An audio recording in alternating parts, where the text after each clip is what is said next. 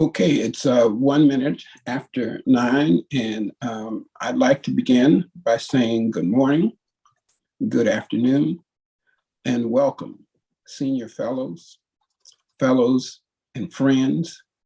My name is Lyle Quasim, and I'm a senior fellow with the American Leadership Forum Tacoma and a member of the American Leadership Forum National Board.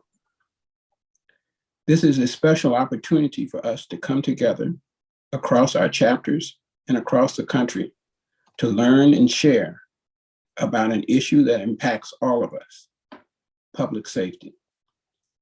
This issue not only impacts us, but each of us, no matter our profession, has a role to play in making and keeping our communities safe.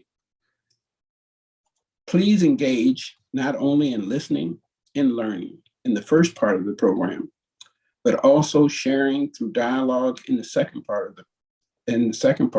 and then take away your insights and share them in your communities. We are recording the main session and we'll be sharing the dialogue as a podcast and a video. I would like to begin with a land acknowledgement as a way to recognize our interconnectedness and responsibilities across history in our multicultural community today. I'm in Tacoma, Washington, and I'm on the land of the Puyallup tribe of Indians. Others joining from across the US are on other tribal lands. We thank the past, the present, and the future generations of these tribes. As we gather for the purpose of leadership for the common good, let us remember that to create a truly inclusive community and democracy, we must work to unpack our history of colonialism and dismantle current systems of injustice so that all people in our communities can thrive. I would also like all of you, if you so choose, to take a moment just to reflect about the events of the most recent events in our country. And just think about that in terms of our conversations today with public safety. And you might just want to take a 10-second pause just to gather yourself so that you can receive this event in the most constructive way. At this time, I would like to introduce Rick Williams, Senior Fellow and American Leadership Forum Silicon Valley and Co-Facilitator of their fellows class. Rick is a former CEO in Philanthropy, and I will now turn this over to Rick Williams. Rick. Thank you, Lyle, very much. And welcome, everybody. It's great to have everyone here and everyone present and join for this important conversation. We're excited for this opportunity to bring senior fellows together from around the country to begin a conversation. We're clear that we're not ending a conversation and we're not getting to all the conclusions and the outcomes that we'll want out of this one conversation, but in ALF spirit, we're beginning a dialogue, and that's what's so important today. How this program is going to work today, and we're trying to be very cognizant of people's time, so it's going to feel a little rushed, which is really unfortunate with the caliber of people we have to speak to you.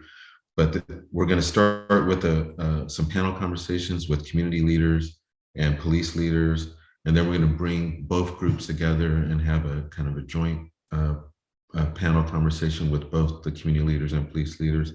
And then we're going to do breakouts, and we're going to give you the opportunity to go in small spaces and have a dialogue about public safety and the role of community and policing in making our various communities safer. And then we'll come out and we'll do some group reflections on that and do closing remarks. So it's a full agenda, it's a tight agenda. We're going to try to get through as much as we can, but I want you to get a sense of how the day is going to flow. So now with that, and as we're just jumping right into it, I have the pleasure of, we're going to start with the community leader panel. I have the pleasure of introducing Lewis Cooper from the ALF Tacoma group. He's a senior director of security and corporate social responsibility for the Port of Tacoma and a member of Tacoma Police Advisory Committee. Also have the pleasure of introducing Darcy Green from our ALF in Silicon Valley. She is the executive director of Latina Contra Cancer and co-leader of ALF's Justice and Safety Learning Community. She also serves on the Reimagining Public Safety Advisory Committee of San Jose. So I welcome both of you this morning and really appreciate you making the time to do this. As I shared with, for the benefit of the audience, as I shared with the panelists as we were doing prep calls, I have so many questions for them. I'm gonna try to do my best to not overwhelm them and give them a chance to get their key points out. But let me start by asking both of you,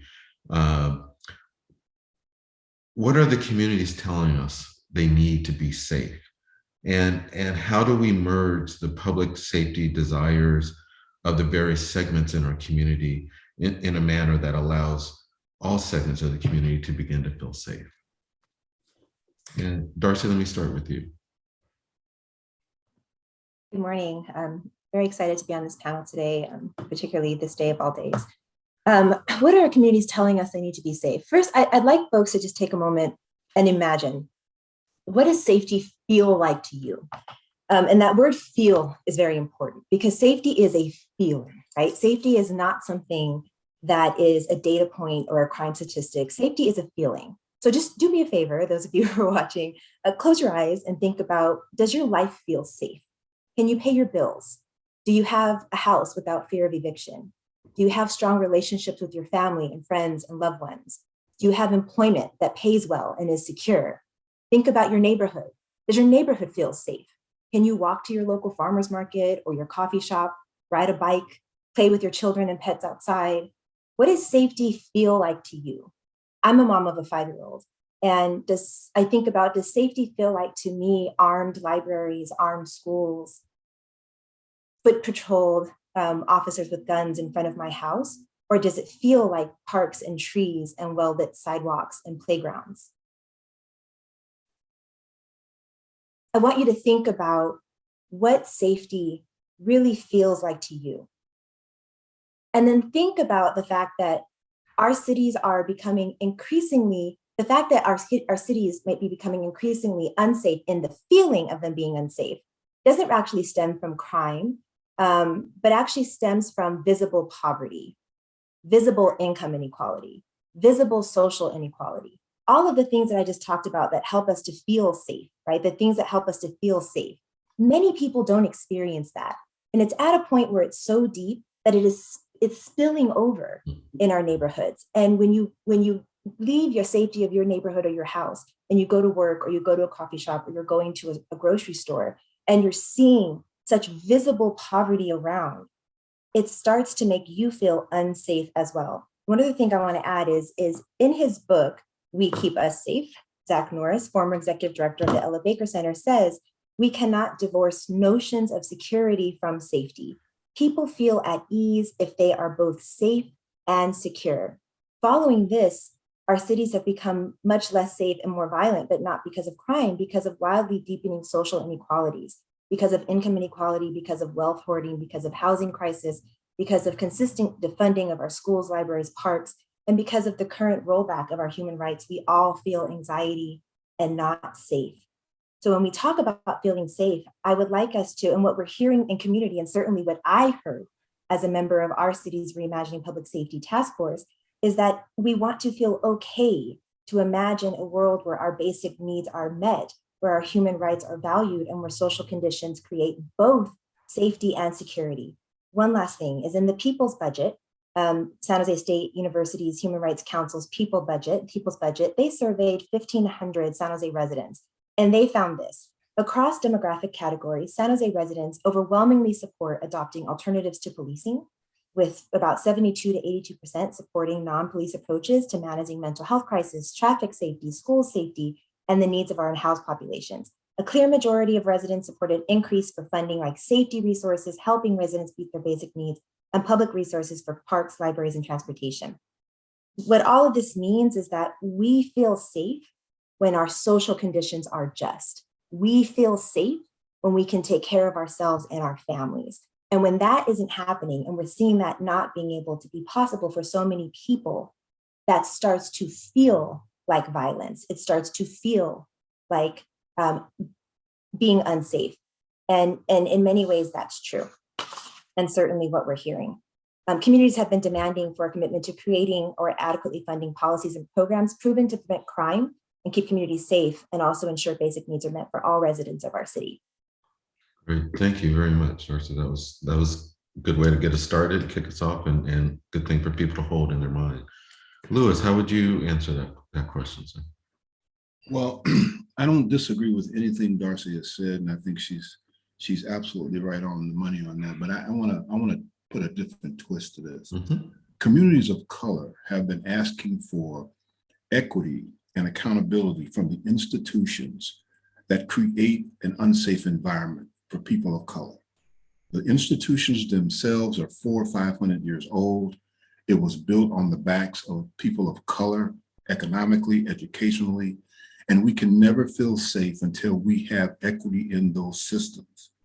In addition, I believe in my heart that we can't expect change immediately, because we didn't get here immediately. We're looking at 400 or 500 years of institutions that were built on the backs of all of us, all people of color. So particularly when it comes to the African-American community, we've been looking for issues around safety since our very existence in this country. And for us to be in a situation, let's go back to the George Floyd killing. What we're asking for now is to be engaged in decisions that are being made by policing institutions that impact our community. For example, over the last year and a half, there's been over 100 oversight committees that have been developed across the country. That's because people of color and communities are saying, we need to be involved in that. We need to have some ability to be in charge. We need to have some ability to make decisions on policing behavior that impact our community. When we can do that, then maybe we'll feel safe, because right now we don't feel safe. And the question, one of the questions that was asked is, what have I seen? What I've seen is people are demanding, when people were marching, this new generation plus the old generation, they have been asking for accountability and participation. Police can't police themselves. I just don't believe that. I've never believed that. It's an institution, even though they've done a better job of incorporating more African Americans and people of color in positions of power in the institution, it's still a racist institution. And I had a Black police chief tell me that to my face. No matter what you do, it's still a racist institution. And I'm not going to beat up on the police today. But what I'm saying is, you can't be safe if you have to look over your back every time you leave your house. You can't, even if you're in the middle class and you're Black, America still says you're Black. No matter how much you've achieved, you're still Black. And if you're driving down the street and a police officer looks at you, or if you may be driving a nice car, they make a U-turn, turn around, pull you over for routine traffic stop. Now, they can't do that anymore like they used to, but I'm saying America still makes you feel unsafe because you have Black skin, brown skin, or a different color than white Americans. So let's be real. Everything Darcy said is absolutely on target. But again, we can't feel safe until America decides they're going to help us feel safe. And they're going to tell us to be safe. What child, and I'm going to leave it at this. When I was 11 years old, my father showed me the picture of Emmett Till on the cover of Jet magazine. For those of you who know about Emmett Till, you need to look it up. My father and my uncles, I had 5 uncles, they showed me that picture and they said to me, my father said, boy, you need to be mindful every time you step out this house, this could be you. And that's stuck in my mind. That's stuck in my mind for the last 74 years. And I've had to do that with my grandsons, my son, and that's what other people have had to do. They talk about the talk. So we can't feel safe if we haven't talked with our kids about being safe in the streets at 5, 6, 7 years old. I'm gonna leave it at that for now. Please keep that in mind. Great, thank you, Lewis. Thank you both. Let me end, if I could have you, that's a great framing, and I can't wait to, I wish I had more time to continue diving down deeply in both of those. Has there been anything, let me ask you if you could give me a quick 1-minute response or a 30-second response. Any positive changes that you've seen happen out this reawakening, reimagining activity that's going on around the country around public safety, if you could give me one or two things you're seeing that's positive, that we can grab a hold of. Darcy. Yeah, there are positive, amazing things happening across this country every single day. There are people in a hyper-local way organizing themselves, building mutual aid. There are people right now who have been preparing for today's ruling, who are prepared to not abide by illegitimate, unjust laws, because that's our moral obligation in this country. And that makes me incredibly hopeful. I think about the moms in East San Jose who are organizing for peace. I think about people who are resisting Cop City in Atlanta. I think about the organizing happening in Los Angeles around Men's Central Jail. I think about Silicon Valley Debug and Surge and those folks here in Santa Clara County around our jail. People, I think, are, there have been many people doing this for this work for a long time. And there are more people coming around to an idea of public safety that doesn't center policing, an idea of public safety that we create for ourselves, an idea that we keep ourselves safe through relationships and through building safety. It's not something that comes from elsewhere. And I see that conversation happening so much more often now after what no one can turn away from at this point. That is terrific. Thank you, Darcy. Lewis, you had a 30-second. What do you see that's working? Yeah, Rick, to positive? add to what Darcy said, I see more people from a broad spectrum of diversity getting engaged and helping to make change. And that's critical for this country to make a turn because there's so many people, both young and old, but they're from a cross section of diversity in this country, because that's what we're all about. And that's as important as change itself in terms of safety, because they're speaking out as well on our behalf and on their behalf, because their communities now are being impacted. Great, thank you both. So thank you both, I really appreciate it. And for the audience, again, we're just gonna give you little snippets. We're now gonna transition to the law enforcement panel. So we're gonna say goodbye to Darcy and Lewis for just a minute. And we're going to bring in, we have the pleasure of having 3 people representing law enforcement. We have James Gonzales from ALF Silicon Valley. He's San Jose Police and with the San Jose Police Department. He's Vice President of San Jose Police Officer Association and an LGBT community leader, as well as co-leader of ALF's Justice, Safety, and Learning Community. We have Chief Jeffrey Lefford, Chief of Police from Shelby, North Carolina, and a part of ALF Charlotte region. And then we have Chief Cheryl Victorian, and she's Chief of Police in Waco, Texas, and is part of ALF Houston Gulf Coast. So we welcome all 3 of you for this continued conversation, and you got a little flavor from before of how short it is, and I really appreciate it. But we want to get your voices in this. So let me throw out a couple questions, and you guys can respond to those and lend your perspective and insights to this.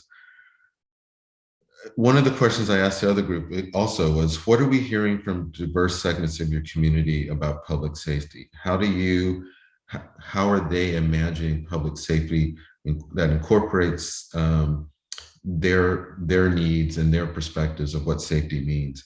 And then also, if you could tie into that, how are we acknowledging the legacy of policing and its effect on communities of color, as particularly as Darcy described, the notion of what does it imagine to be safe?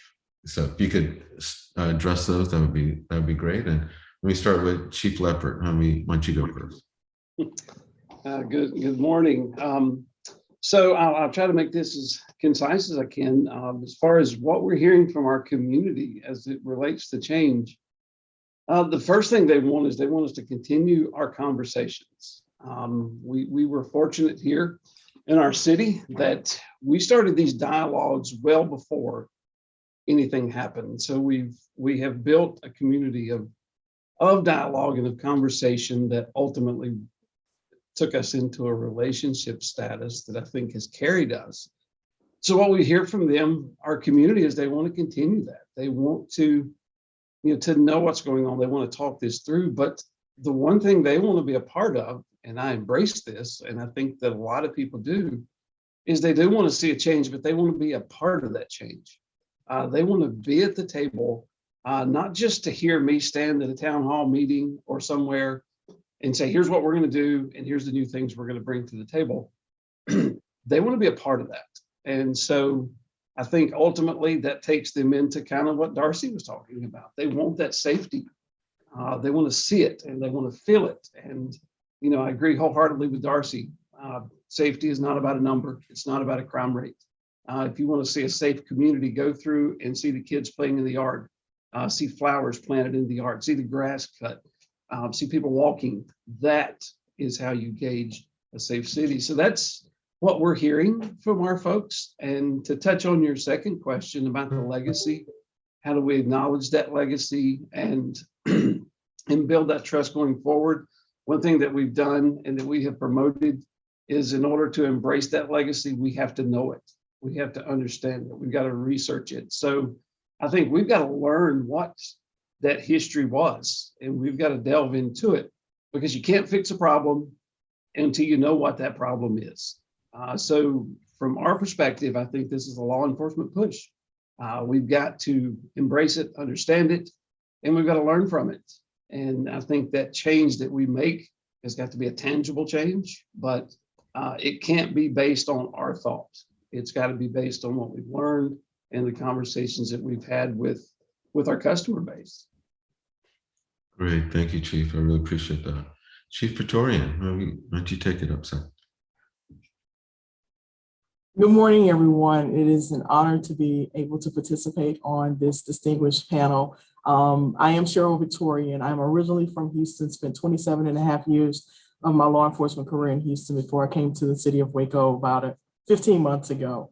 So a lot of my perspective actually comes from Houston and the little bit that I know here from Waco. But what I'm hearing from the community as soon as I got into the city of Waco was that our community, they're looking for fair and equitable protection, services, and contacts. Every time, you know, we're in their neighborhoods, they want to make sure that they're receiving the same quality protection and opportunities to decrease crime in their neighborhoods with our visibility. They want to make sure that they're being served equitably, the same as we are in other areas. And they want to make sure that we are not participating in inequitable contacts with, you know, and racial profiling as police officers. And so just to piggyback on what Chief Leffert has talked about, how do we acknowledge this legacy of policing? I think just before I left the city of Houston, we developed a program called Building Trust from Trauma. And it was on the heels of the murder of George Floyd. And I just thought it was so important because I'd run into police officers, my younger white police officers, who didn't understand why the community was so upset with them. They were taking it personal. As I was like, it's not you, it's the institution of policing. And so we were actually working with a social worker who was helped working on a collective healing grant with us in Houston. And I got with her and I jotted down some ideas and I asked her to help us co-develop a class called Building Trust from Trauma, where we talked about the historical traumas of policing internationally, nationally, and then we brought it home to Houston with specific trauma traumatic events that happened in the city of Houston, talked about the areas of Houston that it was happening in, and then those trust building, we talked about the trust eroding events, then we talked about those building events in those same areas. What did we do to rectify those issues and what we're doing now to do that? So since I've been in Waco, I have had our team to go down and see that class in Houston, and we're bringing that class, Building Trust from Trauma, and designing it for the city of Waco to our police department in the fall, because it's so important that our officers understand the history of policing and that it's not them personally that the community doesn't trust. It's the institutional policing and where we've come from and what we stood for, and that we have a lot of work ahead of us in order to try to change the perspective of policing. And I think we're on the right track, but hopefully we'll get a chance to talk about that later. All right, thank you very much. James, that's a perfect segue for some of the work you're doing, but let me address those two questions for you as well. Sure. I'll go ahead and Rick introduced me as vice president of the police officers union. That seems like a lifetime ago. About 8 years ago, I was involved in the police union. I now do a lot of the community outreach for the police department. But really, where I sit is sort of at this intersection. I'm a national LGBT leader, openly gay police officer for a lot of years, and I have organized demonstrations and protests, and I have been in a helmet and received rocks, thrown at my head at protests. I'm, throughout my career, I've sort of been at the intersection of two different things. I represent incarcerated youth in juvenile hall, and I obviously had testified very frequently in proceedings, putting people in juvenile hall. One thing that I'll say is some good news and bad news, and I'll go back to what I thought was really poignant Darcy brought up on is, what are we hearing from communities? We're hearing from communities that they want to feel safe. And the problem that we're having with that, I really feel, is around dialogue. I feel like there has been a lot of efforts. In a lot of ways, we're moving forward, but people are still not talking to each other at the scale to make real difference. And some of the problems I'm seeing arising is police departments in different areas may achieve a goal that is not necessarily shared with the community in response to feeling safe. And so, for an example, a crime may fluctuate, may go down, may go up, and that may not correspond to how people are feeling safe. Arrests may fall by half. Uses of force may drop by, large or small numbers, but are those the goals that the community are trying to see? We haven't sat down, I think, at scale and had the real conversations to understand what community safety is from police perspective, from community perspectives, and find some alignment on that. There are a lot of efforts going on where we are moving the needle in very large numbers in places. Locally, we pass, approximately 2 new policies at the police department a week, 2 a week. It's really more than officers are able to digest and really fully understand. But is that really the goal, right? Is it policy changes that we're trying to affect?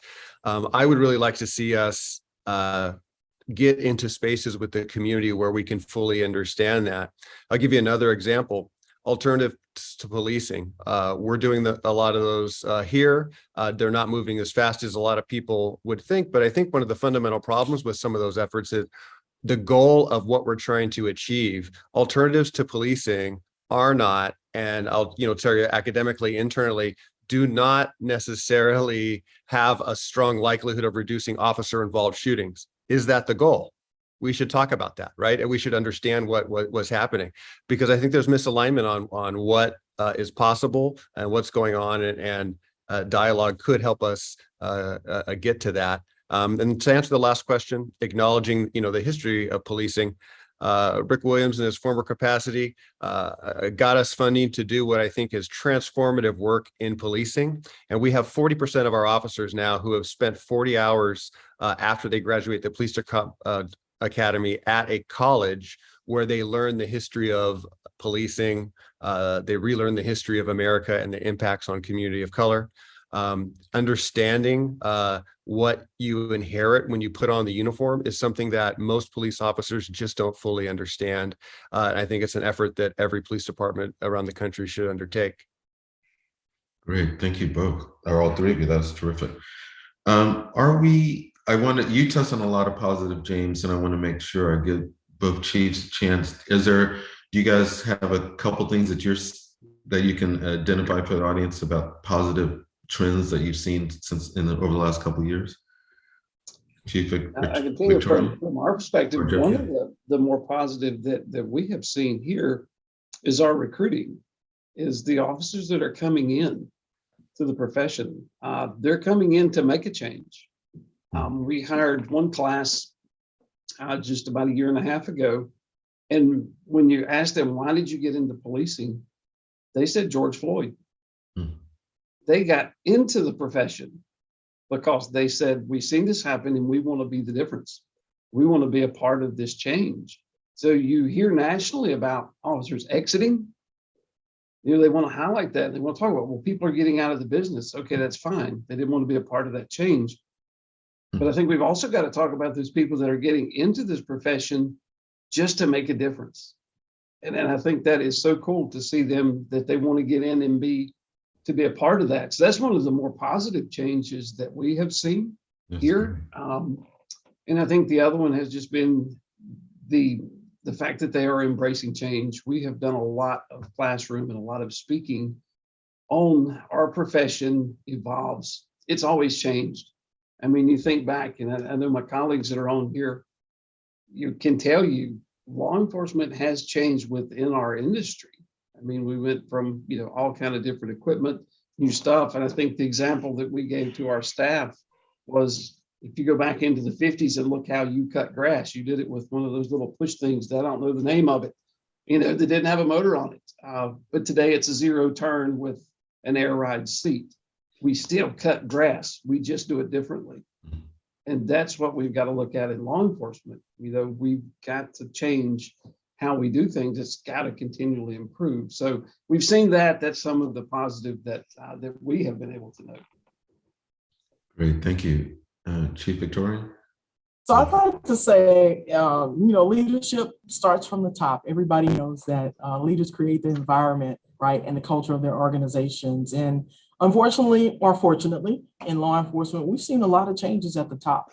And people who are applying, just like Chief Leffert just talked about, for our recruiting and our incoming police officers, people who are wanting to go into these tough positions where they know they have an opportunity to build trust are those people that want to be there and want to make those connections. There's something I'd like to share with the group that, maybe this can be a different panel, but there's a method for building trust that I got from one of my former bosses, from Chief Art Acevedo, and it's called, the philosophy is called relational policing, and the tenets of relational policing spell out the word treat, TREEAT, right? And that's the police being transparent. That's us being respectful. That's us being engaging. And with those engagements come building emotional capital. And then, of course, holding ourselves accountable, taking ownership, making, when we're talking about accountability, making changes immediately and to make sure that we are holding ourselves accountable, and that transparency, respect, engagement,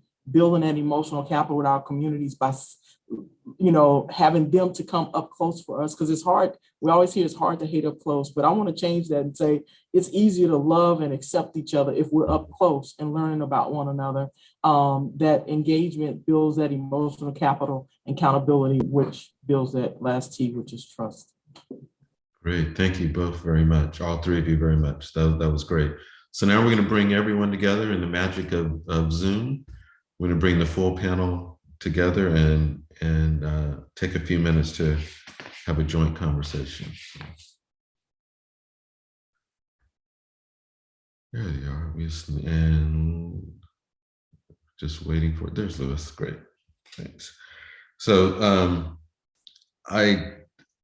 you guys have been terrific. So first of all, let me say that, and I hope in the debrief people have a chance to reflect on some of the amazing things you guys have shared with them. If we could kick this off, I had a question, but I was really touched by Chief Victorian's statement of it's easier to, the closer you are, the easier it is for you to love. Turning that around from staying close, it's easier to avoid hate. So based on your experience, and real briefly, and I apologize for that, I hate even just keep having to say that,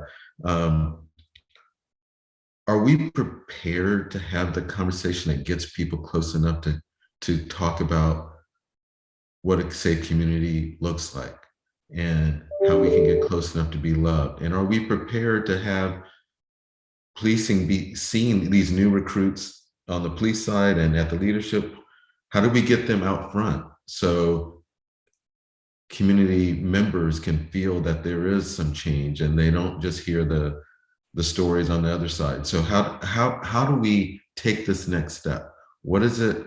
What needs to happen so that we can get, as James was saying, an alignment between the community's shared vision of what safety looks like and what police's shared vision of what safety looks like? How do we pull those together? And I'll just throw it out there for you guys to jump on quickly, but do staccato answers, and then we'll kick it around and see what you guys have to say about that.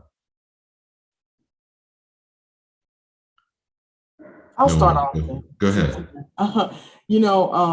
As law enforcement professionals, there are so many organizations that we have.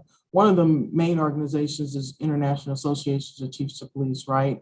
We have to be courageous enough, and there are still many of us that are not, and I'm including me in that bunch because I'm a police chief, but there are many of us who are still not comfortable being uncomfortable having those conversations. I have, and may see that this is a little personal for me, but I have put in a proposal to have this tough conversation and to work with the social worker to do a presentation at the upcoming International Associations of Chiefs of Police Conference, and our proposal was denied. And it's a huge conference with many panels, and it was denied. And nobody is in a position to tell me why that was denied. But the conclusion I came to was because the proposal was it was honest and authentic. And I said, we're gonna have to the first thing our police chiefs are gonna need is the courage to even have the conversation. And I don't know if that will pick anyone off, but we're gonna have to make changes at the national level and at these conventions and share these ideas and be comfortable being uncomfortable. Thank you so much. Can I add something Darcy, to that? yeah, Because I think, Cheryl, I've really enjoyed your comments, and this sparked something for me that we talked about in our prep meeting, and that any serious conversation around closeness and proximity and respect and being able to have communal love like that has to start with acknowledging that policing is violent. It is violent. It involves weapons. It involves guns. It escalates. It is also violence. It's violence coming from a different place, but it is still violence in our neighborhood. So when we want to have conversations around ridding our communities of guns and violence, we have to somehow address and account for policing in that space. And I think that's the uncomfortable conversation. I don't view it as uncomfortable, but I think that's the conversation that I would like to have as a community member. Is there are many, many, many, many ways to address safety. There are many interventions we could possibly use for addressing safety. And we have kind of doubled down on the one that uses violence, that poses the most risk to human life, when there are other things we could choose. So how do we get around the fact that for many officers, and from what I've heard from officers who I've spoken to, the fact still remains that you need to be able to go home to your family, right? You need to be able to go home at the end of the day. And because of that, some officers I've spoken to have said, you have to view most people, all people, as potential violent threats, that anybody could be somebody with a gun, anybody could be somebody who might harm you. And so how do we reconcile the fact that policing must be inherently violent because of that need to keep people safe? How can we create policing that isn't violent? And so if we accept policing as an intervention, then we have to also accept that it will be disproportionately violent to Black and brown people, to unhoused people, to trans folk, to queer folk, to foster youth, to victims of gender violence. It will be disproportionately violent to some people. So I feel like to accept policing as violence means that we are accepting violence in some ways and disproportionately to marginalized groups. I don't know how we reconcile that. Great comment. Thank you. Any thoughts? I'm just keeping it open. You guys go. I think it's interesting. We're having a national dialogue, and more than ever, policing is being talked about on a national level. But policing is a hyper local activity, and it varies widely. Communities are so different from across the country. Policing is so different. The education level, the amount of training, the amount of pay, the amount of accountability varies so widely from city to city across the United States. It's almost unrecognizable as the same profession from city to city. Obviously, communities are very, very different. And so I think it's important that we have these national conversations to understand where we are as a country and as a whole. But really, this is a local issue, and the local dialogues, to me, and the local conversations are the most important. And if we understand where we are locally and where we're trying to get, and also be able to acknowledge that if in your community you have made large strides, but you are not yet where you want to be, which is a very different place, that you can acknowledge that. A frustration I hear from police officers is we don't know where the goalpost is. We don't know where we're trying to get. And so no matter how much progress is made in your particular area, that may not be enough. but it may be, far beyond anyone's expectations or capacity. So we need to really acknowledge when we've made moves, and we need to acknowledge that from a position of knowing, where you are locally. That's great. And so in a little bit of time we have, since we have all of you, as this, for the senior fellows that are listening, what would you like to see from them? What can they do? How can they be a part of this dialogue in each of their communities? And James, you just talked about how it's hyper local. So we have all these chapters. Any words of wisdoms for how they can get involved and engaged in making communities safe? I think some of it from my perspective Chief. For mine is engagement. And I've noticed Robbie Howe is on here, and Greg and some others from our region. For instance, when we're having community dialogue and we have community meetings, they come to those. They drive in from out to be a part of the conversations that we're having. So I think that engagement, as we learn, I think we learn together. And I think we just expand that network. So, getting involved and get, I guess the more engagement you have, you can be a little bit more of an advocate for the movement. Thanks. Other thoughts? I love this. I'll sorry to jump in so quickly again, but I will just say that the constructs of which we are doing this work and reimagining and being in this space are super, super important. And we're doing a lot of great work there, but get outside of those constructs also and actually get to know, if you're doing social justice work, get to know people on a personal level, because what I see over and over again is task forces and reimagining committees and things coming out with recommendations, one, that are already being done, and two, that are not possible. And if you're able to sort of get out and talk to people who are within the system and out the system, I think you can have some real conversations in one-on-one settings that maybe the formal settings that things happen, and you could improve the work that's happening in some of these really, really important constructed efforts. Great, thank you. I'd like to just throw out a quote. Audre Lorde, one of my favorite quotes by Audre Lorde is, "Your power is relative, but it is real." And so there is always something you can do. There's always something happening in your neighborhood, in your city. As James said earlier, there's not going to be a sweeping policy change across the country that's going to better this situation. There's probably not even going to be a county or citywide policy that is going to better this situation. It is all hyper-local, and it's all happening at a very grassroots level. And so we all have power. It may be relative to the conversation, but we all have that ability to act. And so that makes me very hopeful. And I see that happening a lot. And I encourage everybody to figure out the ways that they can get involved in whatever is happening very locally in your neighborhoods.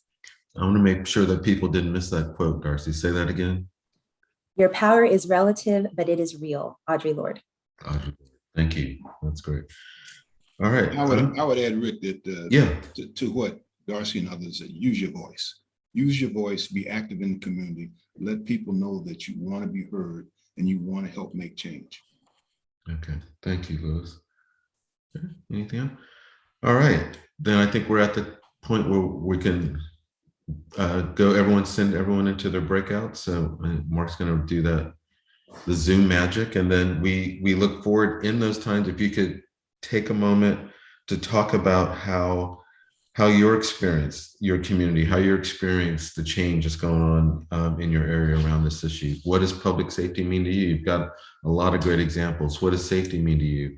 How do you get engaged? So we just love to give everyone a chance to have a dialogue about public safety in their neighborhoods, and we'll do that for a few minutes, and then we'll bring you back and wrap everything up.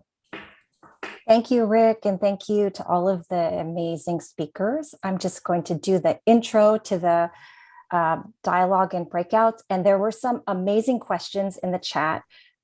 So I guess I just want to acknowledge those important questions in the chat, and there may be something you can take into your breakouts, or maybe there's something that the speakers may be able to include in their final remarks at the end.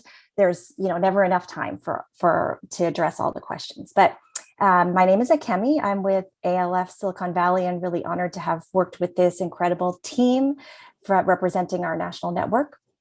So now it's time. We've heard so many powerful messages, so much experience from these leaders. And now it's time for all of us to get involved, as Audre Lorde and Darcy and Lewis have encouraged us, well, all of the speakers have.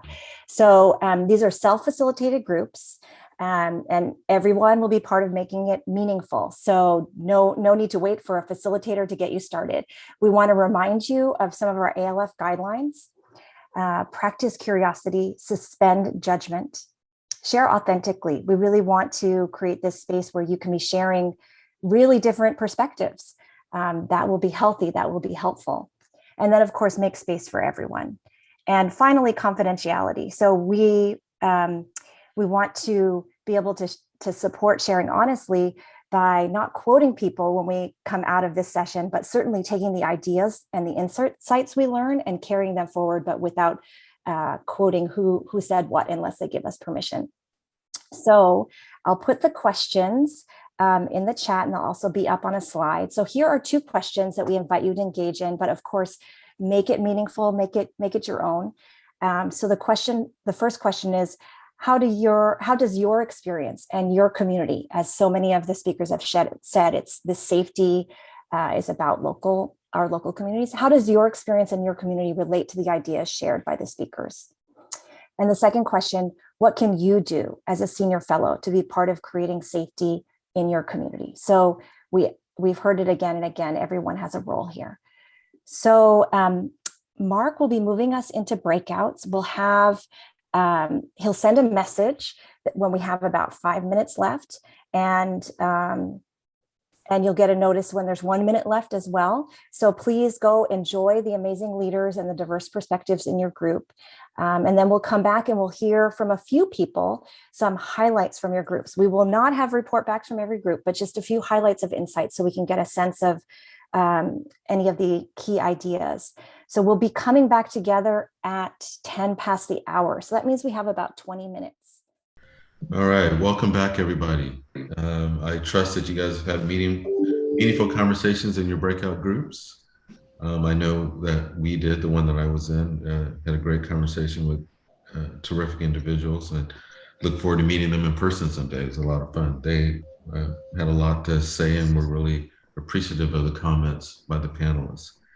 As Akemi mentioned ahead of time, we're not going to be able to get to every group. We just don't have the time to do that, but we do want to hear some report back. So I think that we're going to open it up a little bit, but before that, I know Harriet in Houston volunteered to give a report back, and Tawana in Sacramento. So we'll start with Harriet and get your thoughts on your breakout group, Harriet. Thank you. So our breakout group had 4 people, and one other person thought he was going to talk. So I'm totally unprepared. But my highlight from all this is that ALF is so different in so many communities. It's really what Joseph was saying. Since safety is a local issue, it's really hard to take what you learn in a community of 100,000 and apply it to a community of 4 million. That isn't a single community. So I think my takeaway is there are lots of people who don't get involved in discussing safety issues. We hear from the 2 extremes usually. And how do you get more people involved? And I think part of the solution is the more people who get to talk to more people in the community, even on issues other than safety, the more safe we will all feel. It's really building trust across the community that will make us more safe. Great. Thank you, Harriet, very much. Yeah, here 4 people in our group had a really nice conversation, West Coast in the house.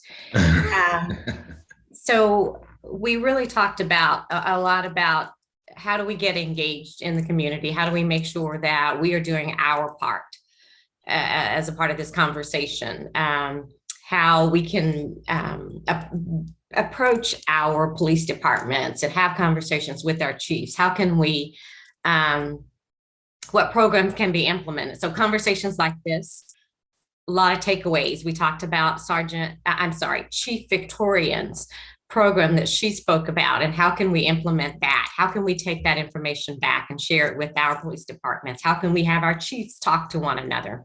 How can we become more inclusive? because it really is about taking a look at our communities, what's the makeup of our communities, and how can we make sure that our public safety reflects that. It does go a large part hand in hand with the trust. So how do we build that trust within the communities? So I do want to reflect on a comment made by, I think, Chief Gonzales, and about the goalpost moving. And that's an interesting concept, because to me, the goalpost, for me, the goalpost doesn't move. The goalpost has not moved, because the goalpost is, I want you to protect and serve. And unfortunately, we have some people out there who are mean. We have people who are hateful. So we do need public safety there to help protect and serve. But the goalpost, that goalpost has remained as we deal with those people. How do we build trust to deal with those people? How do we make sure that protecting and serving is equitable? Goalpost hasn't moved when it comes down to, I shouldn't be killed because of the color of my skin. I should not be killed because I'm LGBTQ. I should not be killed because I don't look like you. That goalpost doesn't move. It remains fixed and it's firm. But how do I get you to see me so that you will understand that that goalpost hasn't moved? How do I get you to see me and build trust that just because I'm a Black female, I am not a threat to you? How do I extend that grace for the relationships? And that's just my comment. So thanks. I appreciate the conversation. I hope there's a part two. Great. Thank you very much. And I hear Renee would like to, from Sacramento, would like to talk about what happened in their group. Our group. Renee. Hi, yes, I'm from Alpha, Oregon. Our group was great. It was really interesting. I thought that there were a lot of really good points made. One of the things that stuck out was discussing more the economic opportunities in a community and how that affects the community's safety as a whole, and how that works hand in hand with how the policing will happen and what they will be going into to work and keep communities safe, and how that's a big important subject in this that doesn't always get talked about. And I thought that was important, because when people do feel desperate, there's usually going to be more crime, right? If people's needs aren't being met, if they aren't feeling supported and like they can do things legally, that brings more crime. And so how that works hand in hand with how policing works in those communities, and what makes a community feel safe, right? Like if a community feels safe to the police officers, they are maybe not going to feel as threatened themselves. And so there was a lot of really interesting talks about how all of those things intersect and need to be discussed more to help the communities as a whole. And I thought that was really interesting. And also being more involved in the communities from a youth level up, like talking to the youth of the community and seeing how they feel about policing and what they are hoping to see and what they are needing to feel secure in their communities too. And if anyone else would like to share, just raise your yes, Zoom hand and we can. This is Renee from Sacramento. Okay. Yeah, we had a great group breakout, and we mentioned one of the, actually it was Chief Leffert that has an example that was called Partnership for Change. It started out in 2012, where he brings the faith community together, and they're looking at a lot of things that the faith community is saying regarding safety, and some can be from the left, some could be from the right, and all of that. You get the middle coming in, people that may not, think that they could be part of this, and so that's a great thing. And then one of the comments was that whatever you can do, that's your passion, just bring that out and make sure that safety is going to be part of it. So, if you're dealing, like which Darcy was saying, with housing issues, or you're dealing with wraparound services for mental patients, you want to make sure that, you use your passion and then make sure that everyone around you can be safe. And if you can use the police in any way, like recently we just had instead of coffee with police officers, we had tacos with police officers at a local park. So whatever we can do, so, in different ways to get police and community leaders together and anyone else, and that's a great thing. Great, thank you, and be safe out there. I hope you're hope you're pulled over. I see Nita with your hands up. Actually, You'd like to share? I think James was first. Okay. Oh, you're going to pull him in, Mark. That's great. Okay. Go ahead, James. Oh, Seth in our group was brought up a really, I think, poignant point about a book he's reading called Four Pivots, I think, is that there's so many good things going on in a lot of communities. In these spaces. We had a boba with a cop. I'll pitch that. Is it a coffee with a cop locally? But a lot of those moments are sort of fleeting, and these really, effective moments that were creative are not sustained. There's not opportunities for the officers to sort of continue that through their career. And so how do we get from these sometimes really positive one-off interactions to a sort of career-long, law enforcement-wide shift in the way that we interact and understand our community. And I think that's really one of the biggest challenges, is not just sort of getting to those temporarily, but getting to those sustained. And so we talked a little bit about that. I thought it was very interesting. Terrific. One thing I wanted to point out from our group, it was such a great dialogue with lots of twists and turns and some really important pieces. And at the end of it, it was Lawrence who just gave this really profound question as like a baseline, as a foundational question that we should all be asking prior to embarking and engaging on these conversations of public safety and policing. And his comment was, could we ask ourselves this question: what is the baseline for fair moral treatment of all human beings? And if we could come up with a baseline of what we as a society, or we as a network, or we as a community could determine is a fair and moral baseline treatment of all human beings, and then have a conversation around policing from that foundation, that maybe our conversations would go a little bit differently and more productive. And I just thought that was such a profound question for him to pose out into the community. So thank you very much, Lawrence. And everyone in the group had such really great things to say. That is terrific. Thank you for sharing that, Darcy. I had a great session with the group. They all think I'm crazy, but that's true because I am.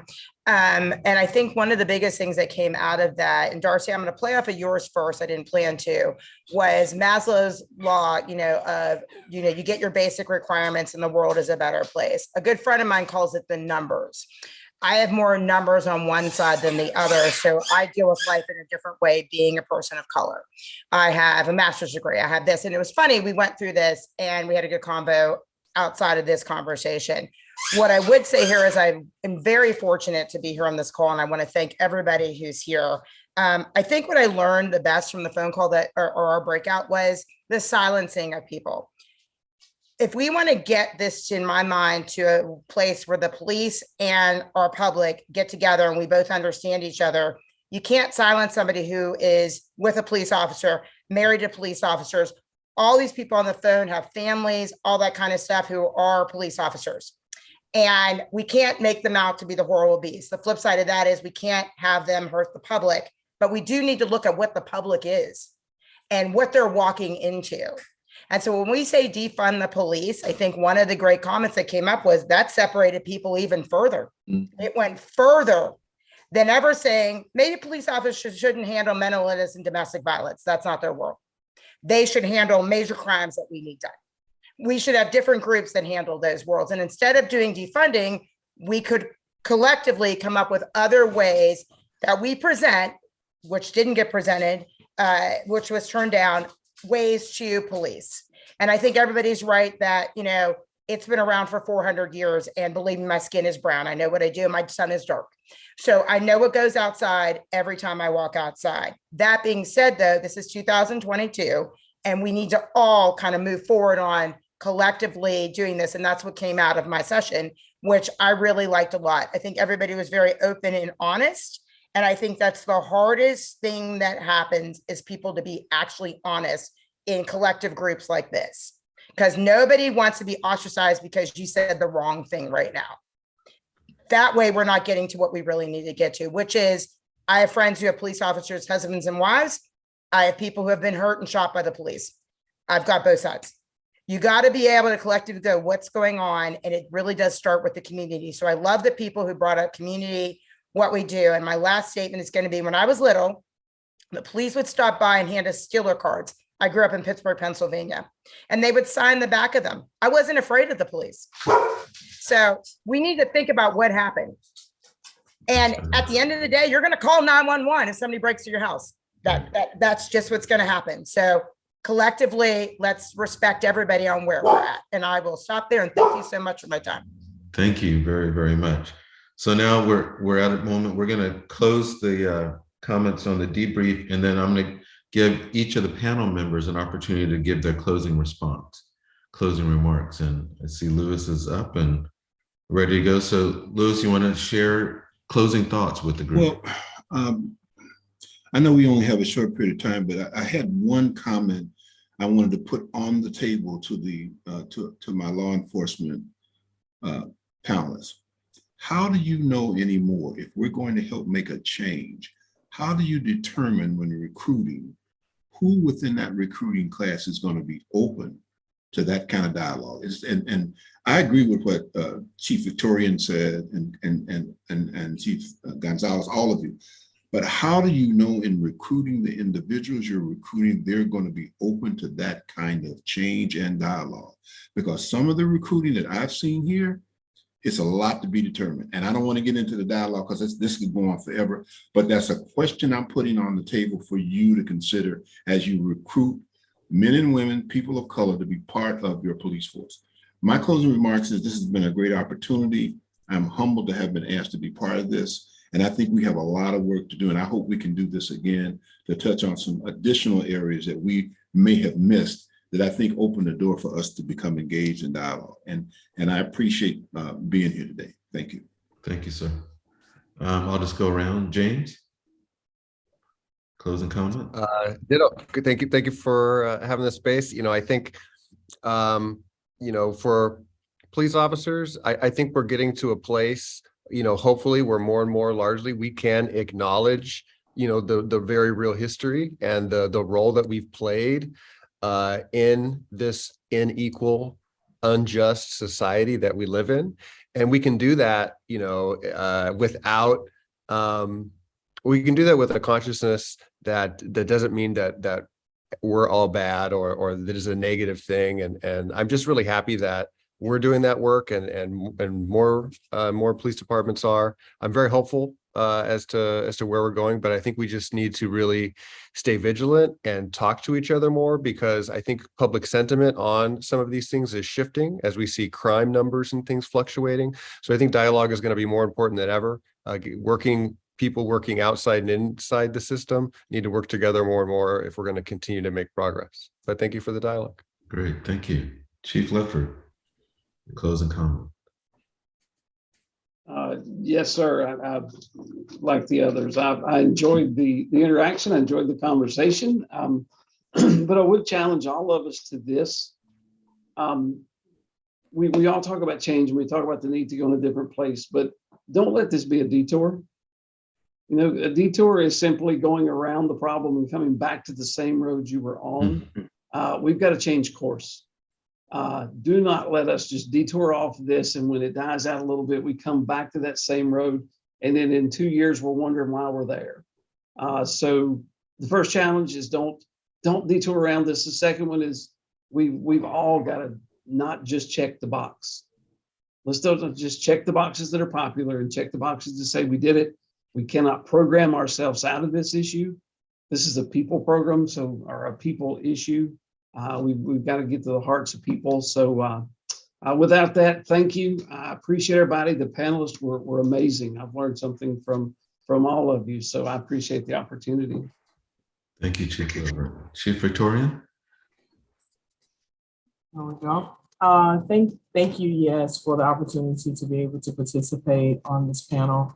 I'm gonna leave us with 3 C's. I think that we need to communicate, and we need to make sure that we are being cooperative, and understanding one another and being face to face and having these tough conversations.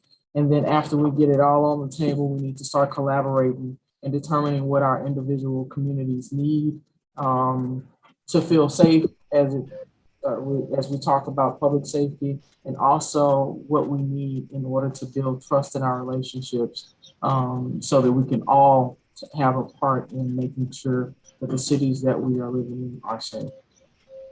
Great, thank you very much. And Darcy. My call to action today is not to reject policing. That's a heavy lift, and we also haven't built the social structures and conditions in order to do that. But my call today, what I'm asking is for all of us not to center policing in our vision for public safety, to think beyond policing as in our vision for public safety, and to imagine what communities would look and feel like and smell like and be like if all of our basic needs were met, and if we lived in healthy, strong neighborhoods and communities. What becomes possible with tax dollars? What becomes possible for our relationships with our neighbors? What becomes possible for our children when we can imagine a vision for public safety that doesn't center around violence, but instead centers around life-affirming investments in community? And I'll end with this, because we did invoke the name of George Floyd in the title of this. Who would still be alive if we could imagine a vision for public safety for ourselves that's centered on valuing human life? And so in the words today of Mariette Kabe, let this radicalize you. Darcy, thank you. And thank you all panelists. I will real briefly, because I want your work to hang out there, but I feel one of the takeaways, so I don't want to step on that, and that was so powerful. You started us with the vision of imagined community safety, and you're ending us with the vision of thinking about what public safety is, and the powerful emotional message of think about who would be alive today if we had a different vision. The one thing I would add is that was brought up in our group is one group that's missing from this dialogue that we need to think about for the future are youth. What's their vision? How do they see the world? How do they see policing? How can we engage them in what James shared as this constant ongoing connection with policing, so that it doesn't become, a we versus them. I think that is a voice that we need to make sure that we get in there. And then the second is, how do we incorporate in our conversation the concept and construct of poverty, inequality, inequity in the role of what a safe, healthy community for our children are. So with that, I thank the panelists sincerely for your time, your words of wisdom. My group and I'm sure others said that they would have stayed and listened to you guys for 2 to 3 hours. So, so next time we have to clear your calendars a little bit more, because they want more of you. So, and that's an amazing compliment that you touch them in a deep way. So with that, let me turn it over to Kimmy for any closing comments and go from there. But thank you. Thank you, Rick. Actually, I know we're time is wrapped up, so I put some things in the chat. Please check them out. We invite everyone to share your feedback in the evaluation. You could scan here, you could click in the chat. Your feedback is so important to us. This was such a special opportunity to have leaders like our speakers and Rick share wisdom, as well as participants. So if you have ideas about more dialogue events you'd like to do, bringing together senior fellows from across the country, please contact me. My email is there. And just again, gratitude to all of you, the speakers, and to all of you who joined today. We have so much to learn from each other.